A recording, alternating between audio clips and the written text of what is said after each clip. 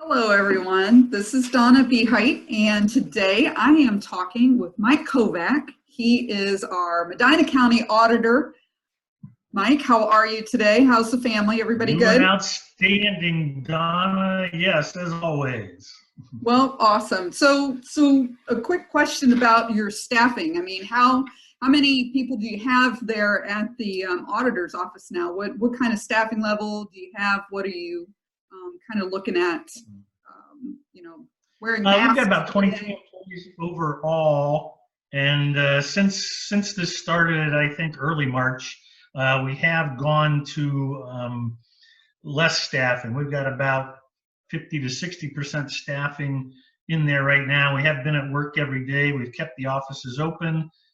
They are closed to the public for walk-in business. You have to notify us if you need to come in because the building is actually locked down. But we've reduced staffing to try and keep the 6-foot distancing between our own staff to prevent the coronavirus. And also we sent some staff home who were in the more affected class, I guess. Any employees over the age of 65 years old, we furloughed so that they would have less of a chance of getting the COVID-19. Well, that's very nice of you to be able to do that for those older folks for sure. I know there's a lot of fear out there, and so that's very comforting to know that one, you're closed, two, you're taking all the necessary steps that you're supposed to. So that's And awesome. I would also point out, actually, we're open. We're closed to walk-in traffic, but we are still handling customers every day via email, via the phone, and over the computer. So we continue to pay bills at the county, to transfer real estate, and to do a myriad of other activities there. So we've been open every day. Well, that's awesome. And that's good to know too. So if we have any tax questions, let's say our real estate tax questions, we can call you. We I know still those. have them. Yes, indeed. We're answering them. Well, that's good. That's good. So let's talk about revenues for a minute. You know, with the county and the revenues, sales tax, our businesses have been closed for a while now, or a majority of the businesses have been. Sales tax, I know revenue is kind of fallen off a cliff, for everyone in Ohio. How is that affecting the county and revenues for business, or your business, or the county's business, I guess, moving forward? Right. Well, the county's got numerous different revenue streams to fund operations there. The big one that's in question right now is the sales tax. That represents almost 30% of our general fund revenues. We have not seen the March sales tax revenue estimates, but part of the auditor's job is to estimate revenues for the county on an ongoing basis.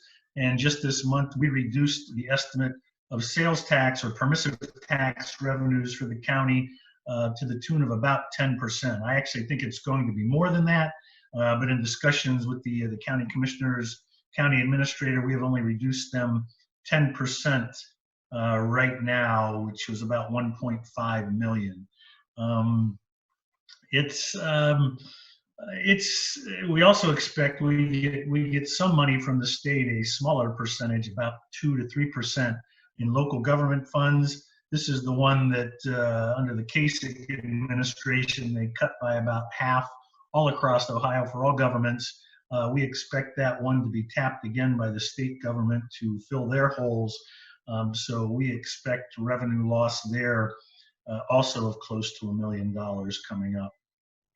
Man, that's rough for the county. So how, I mean, how do you adjust? What adjustments are going to be made at the county level for that drop? Well, on that standpoint, we're waiting a little bit to hear from the county commissioners. The county commissioners actually approve the expenditures or the appropriations. So we had a budget that was set at the beginning of the year, actually just earlier this last month, March. It was finally set by the commissioners. So we have not heard yet what they're going to do with budgets. What happened during the 2008, 2010, 11 time period, budgets were cut. I'm going off memory here, maybe by as much as 20%.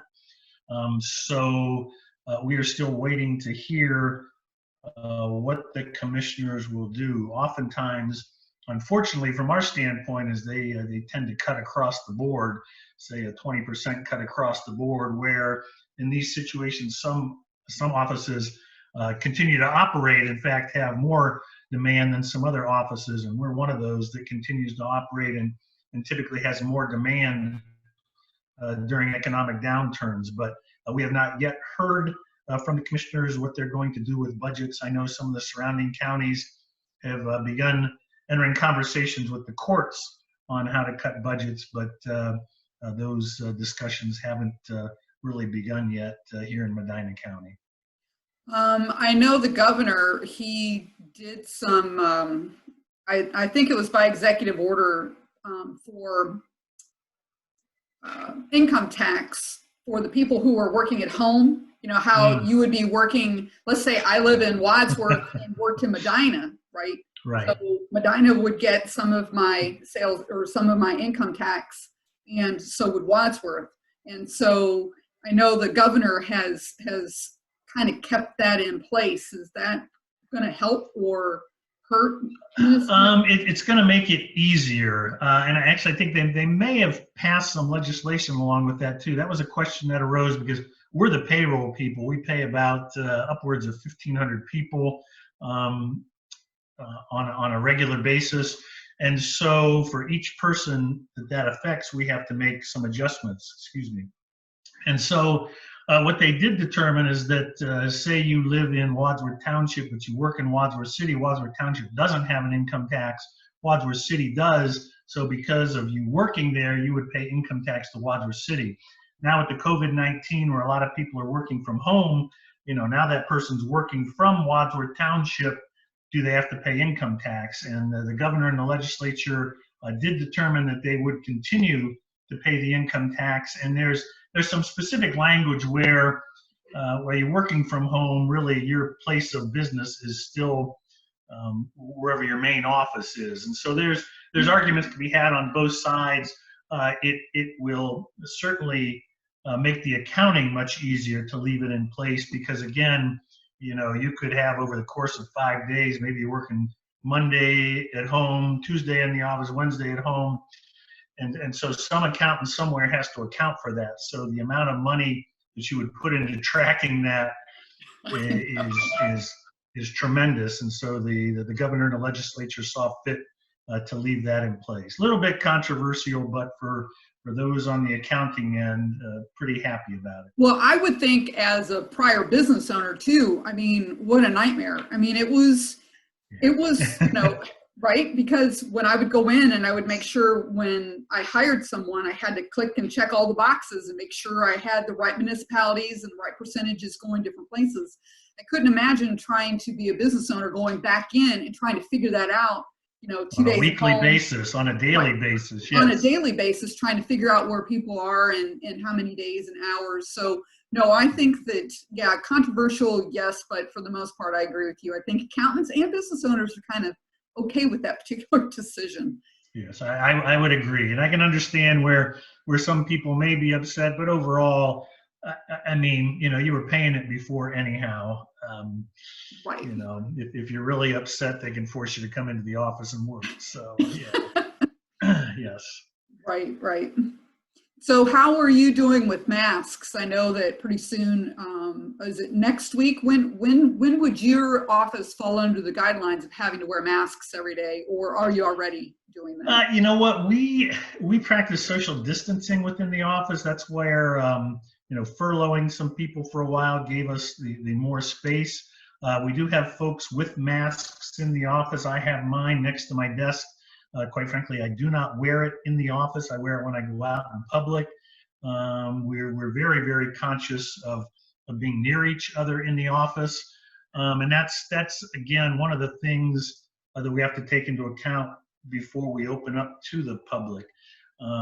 So one of the things we're doing, one of the things we want to put in place before we open back up to the public is to have actually shields in place at the counters, where you can pass things underneath, but it's blocked up above. The drug mart here in Medina has done that. I think it's a good idea.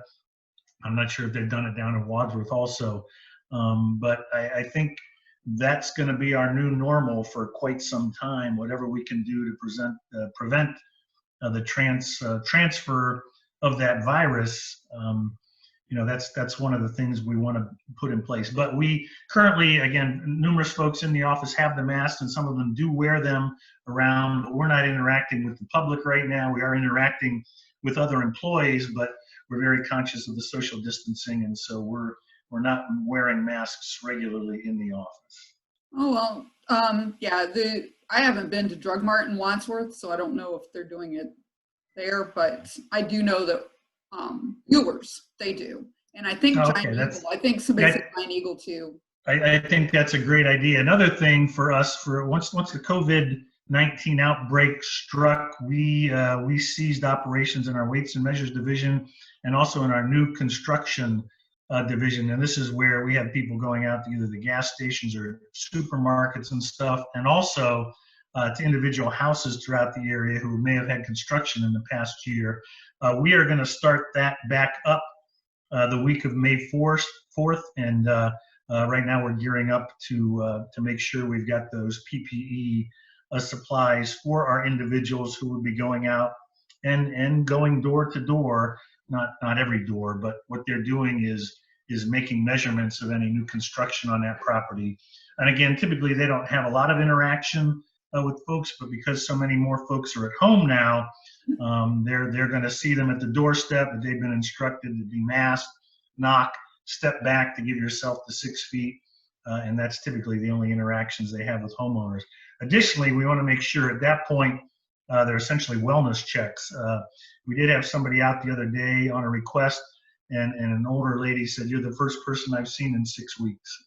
Oh my goodness. Yeah, so we're going to integrate that to make sure we're checking up on any of our neighbors out there as we go out in the community. Yeah, for sure. With the older adults, that would probably be a good referral for them. Yes. Yes. All right. Well, thanks, Mike. I appreciate all the information. I'm sure everyone else will as well. And you take care. And I'm sure that we will talk again soon. And I'm sure. You have a great day, Donna. Everybody enjoy and be safe. Yes. All right. Thanks. Bye-bye. Bye now.